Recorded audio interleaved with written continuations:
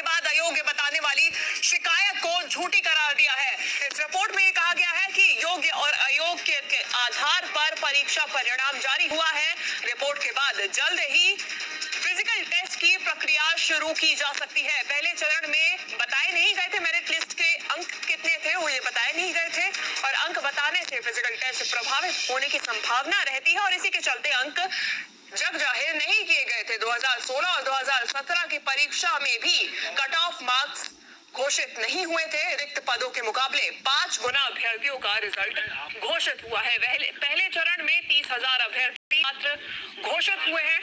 तो ये रिपोर्ट अब मैप आईडी ने गृह विभाग को सौंप दी है। आपको बता दें कि ये पूरा मामला पुलिस आरक्षक भर्ती का है, जिसके रिजल्ट में घोटाले की बात कही गई थी, गड़बड़ी की बात कही गई थी। तो ज्यादा जानकारी के साथ जी मीडिया संवाददाता आकाश हमारे साथ जुड़ गए हैं।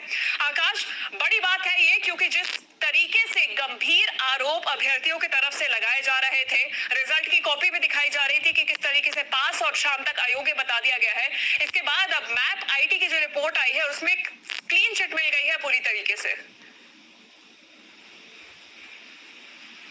देखिए, मध्य प्रदेश पुलिस आरक्षक भर्ती परीक्षा 2020 का ये पूरा मामला है जो परीक्षा 2022 में आयोजित हुई थी। परीक्षा के बाद छात्रों ने कई तरह के आरोप रिजल्ट को लेकर लगाए थे, लेकिन गृह मंत्री ने इसे कूट रचित करार दिया था और मैप आईटी को जांच के निर्देश दिए थे कि मैप आईटी की सहायता से जांच किया जाएगी। जांच रिपोर्ट अब गृह विभाग को सौंपी जा चुकी है और पूरी तरह से क्लीन चिट मिली है, यानी कि परीक्षाएं निरस्त नहीं होंगी, इसकी पूरी संभावनाएं खत्म हो गई है। पीईबी ने स्पष्ट रूप से जो पहले सफाई दी थी, लगभग वही बातें इस रिपोर्ट में हैं जो मैपी की जांच में सामने आई है। देखिए, 6,000 पदों के विरुद्ध 5 गुना अभ्यर्थियों का चयन किया गया था। करीब 30,000 अभ्यर्थियों का चयन हुआ है। कट ऑफ जारी करने की बात लगातार अभ्यर्थियों की ओर से की जा रही थी, लेकिन ये स्पष्ट तौर पर कहा गया है कि 2016 और 17 की जो परीक्षाएं थी उस दौरान भी कट ऑफ नहीं दिया गया था, क्योंकि पहले चरण के परिणाम में कट ऑफ जारी करने पर जो फिजिकल टेस्ट होता है वो प्रभावित हो सकता है। तो अब फिजिकल टेस्ट की संभावनाएं बढ़ गई हैं।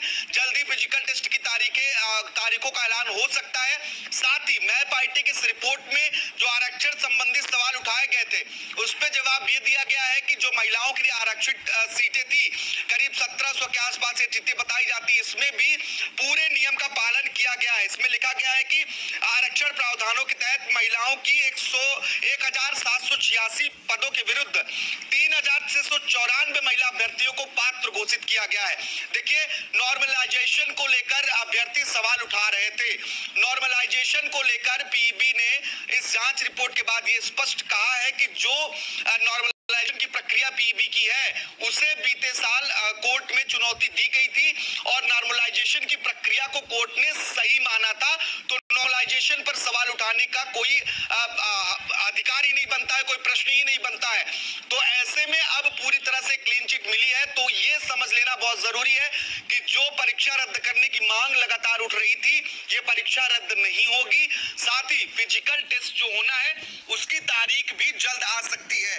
देखिए, फिजिकल टेस्ट के बाद ही कट ऑफ मार्क्स के लिए That's a spectacular ball. 1, 2, 3, go!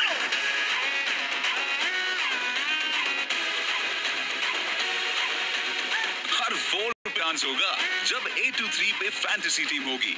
चलो साथ खेले ऑन A23। इस खेल में व्यक्ति जोखिम के तत्व हैं और इसकी आदत पड़ सकती है। कृपया जिम्मेदारी से और अपने जोखिम पर खेलें।